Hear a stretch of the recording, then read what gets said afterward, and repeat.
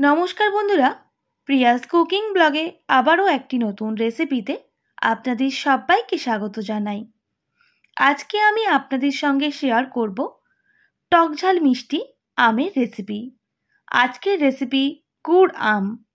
গুড় আম বানানোর জন্য আমি এখানে 500 গ্রাম আম নিয়েছি। আমের খোসাগুলো প্রথমে ছাড়িয়ে নিতে হবে।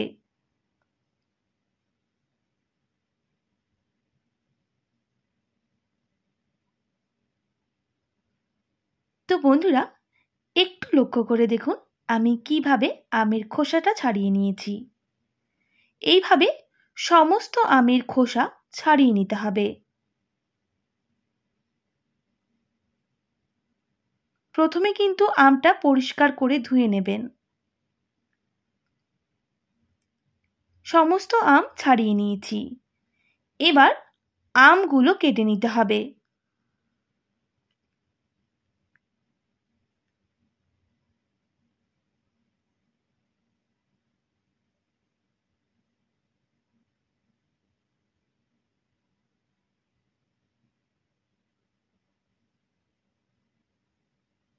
তো বন্ধুরা, আমি আমগুলো কেটে নিয়েছি আর আমের ভেতরে যে বীজটা ছিল সেটা ফেলে দিচ্ছি। এইভাবে সমস্ত আম কিন্তু কেটে নিতে হবে। তো দেখুন আমি আমগুলো খুব একটা পাতলা করে কাটিনি, একটু মোটা করে কেটে নিয়েছি। সব আমগুলো কেটে নিয়েছি। এবার আমি এটা পরিষ্কার করে ধুয়ে নেব।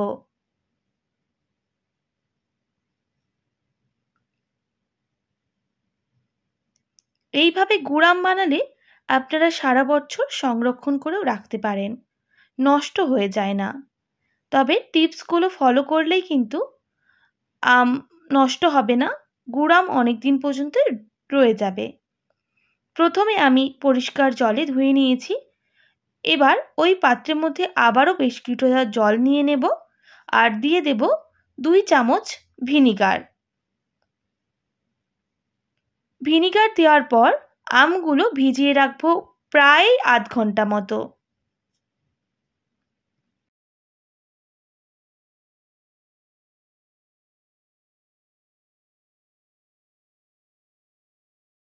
আধ ঘন্টা পর ফিরে এলাম। এবার আমি জল ঝরিয়ে নেব।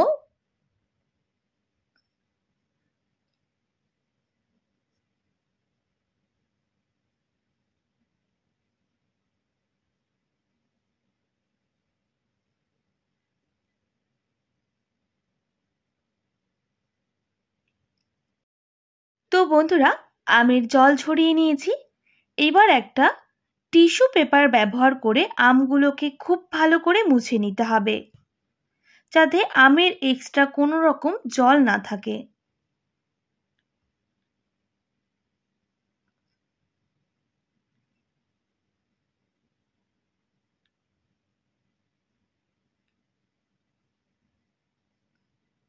সমস্ত আমগুলো আমি একইভাবে মুছে নিয়েছি। অনেকটাই ড্রাই হয়ে গেছে। আর এটা আমি সাইডে রেখে দেব। আর এদিকে কিছু গোটা মশলা ভেজে নেব। এর জন্য নিয়েছি 2টো শুকনো লঙ্কা, 2টো তেজপাতা, সামান্য কালো জিরা, সামান্য গোটা জিরা, সামান্য মৌরি আর গোটা ধনা। এবার আমি তেজপাতা শুকনো লঙ্কা প্রথমে শুকনো কাঠখোলায় একটু ভেজে নেব। শুকনো কাঠখোলায় বেশ কিছুক্ষণ ভেজে নেওয়ার পর গোটা মশলাগুলো দিয়ে দেব আর একইভাবে ভেজে নেব। যখন এই গোটা মশলা থেকে খুব সুন্দর একটা গন্ধ বের হবে, সেই সময় কিন্তু নামিয়ে নিতে হবে।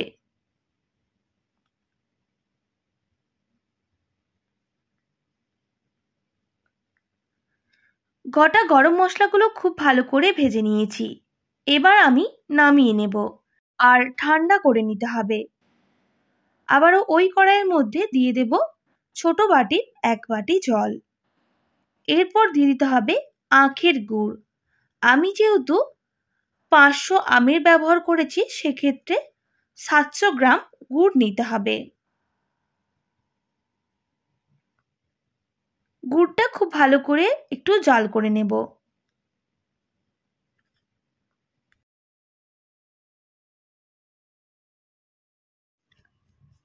বেশ কিছুক্ষণ জাল করে নেওয়ার পর একটু ঠান্ডা করে নেব। এরপর একটা ছাঁকনি দিয়ে ছেঁকে নিতে হবে। গুড়ের মধ্যে অনেক রকম গুঁড়ো থেকে থাকে। আমি গুড়টা খুব ভালো করে ছেঁকে নিয়েছি। এদিকে মশলাটাও অনেকটাই ঠান্ডা হয়ে গেছে। এটা আমি গুঁড়ো করে নেব। তবে একটু লক্ষ্য করে দেখুন, আমি একদম পিনট করে গুঁড়ো করব না, আধ গুঁড়ো করে নেব।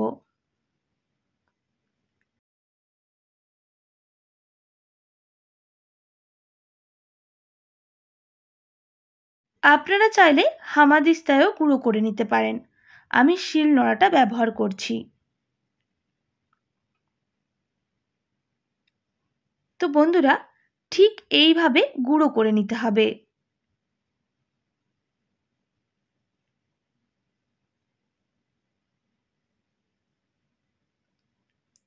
আবারও পাত্রটা ধুয়ে বসিয়ে দিলাম। কড়াইয়ের মধ্যে দিয়ে দেব হাফ টেবিল চামচ সর্ষের তেল। তেলের মধ্যে দিয়ে দেব সামান্য 5 ফোড়ন আর একটা শুকনো লঙ্কা। ফোড়নগুলো খুব ভালো করে ভেজে নিতে হবে।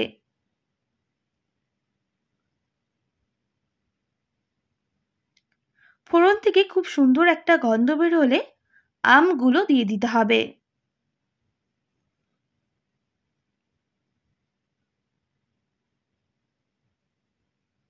আম দেওয়ার পর একটুক্ষণ নাড়াচাড়া করে নিচ্ছি।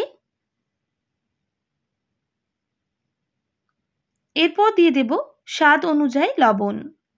লবণ দেওয়ার পর আবারও মিক্স করে নিতে হবে। তবে আমগুলো বেশি ভাজা যাবে না। এবার আমি গুড় অ্যাড করে দেব।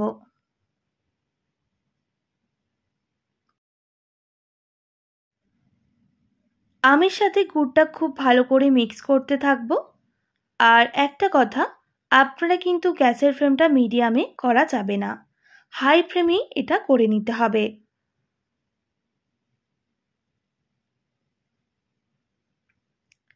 প্রায় 1 থেকে 1.5 মিনিট এইভাবেই ফুটিয়ে নিয়েছি।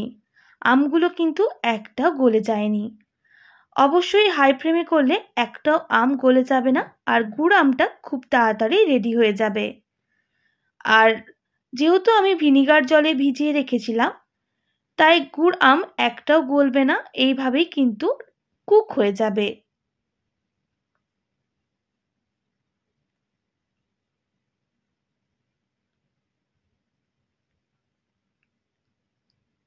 রোদে দেওয়ার ঝামেলা ছাড়াই আপনাদের আজকে আমি গুড় আম বানিয়ে দেখাচ্ছি। মাঝে মাঝে একটু নাড়াচাড়া করে নিতে হবে, না হলে তলার দিকটা লেগে যেতে পারে।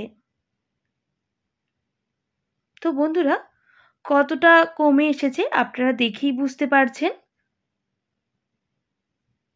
তবে আম অনুযায়ী গুড়টা ব্যবহার করবেন। যদি আমটা খুব বেশি টক হয়, সেক্ষেত্রে আরও বেশ কিছুটা পরিমাপ গুড় দিতে পারেন। আর যদি মিষ্টি হয়, সেক্ষেত্রে গুড়টা অনেকটাই কম লাগে। এবার আমি দিয়ে দিচ্ছি গুঁড়িয়ে রাখা মশলা। আবারও খুব ভালো করে মিক্স করে নিতে হবে।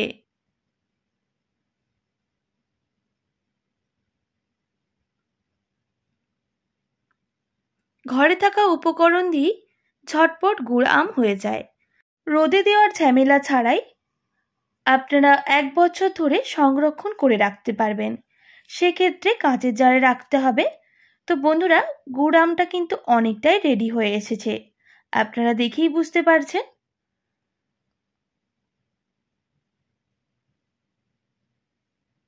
এইভাবে গুড় আম বানালে নষ্ট হয়ে যায় না, অনেক বছর ধরেই কিন্তু থাকে। আমি এবার নামিয়ে নেব।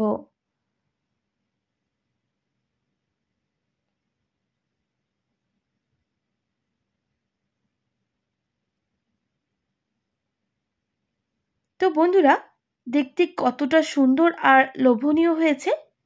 এইভাবে একবার আপনারা ট্রাই করবেন, আর কেমন লাগলো কমেন্ট করে জানাবেন। একটা আপনাদের দেখিয়ে দিই। একটা আম কিন্তু গলে যায়নি আর পারফেক্টভাবে কিন্তু সুসেদ্ধ হয়ে গেছে। আর গুড়টা ঠিক এইভাবে রাখতে হবে, না হলে একেবারে শুকনো হয়ে যাবে। আজকের রেসিপি আপনাদের কেমন লাগলো অবশ্যই কমেন্ট করে জানাবেন। আশা করি আজকের রেসিপি আপনাদের ভালো লেগেছে। ভালো লেগে থাকলে অবশ্যই একটি like, comment, share and subscribe করে দেবেন। পাশে থাকা বেল আইকনটিও প্রেস করে দেবেন, তাহলে নিত্য নতুন রান্নার ভিডিওগুলি আপনাদের কাছে পৌঁছবে। আজকের মতো এতটাই। আবারও নতুন কোনো রেসিপি নিয়ে আপনাদের সঙ্গে দেখা হবে। আপনারা ভালো থাকবেন, সুস্থ থাকবেন, আর এতক্ষণ আমার সঙ্গে থাকার জন্য অনেক ধন্যবাদ আপনাদের সবাইকে।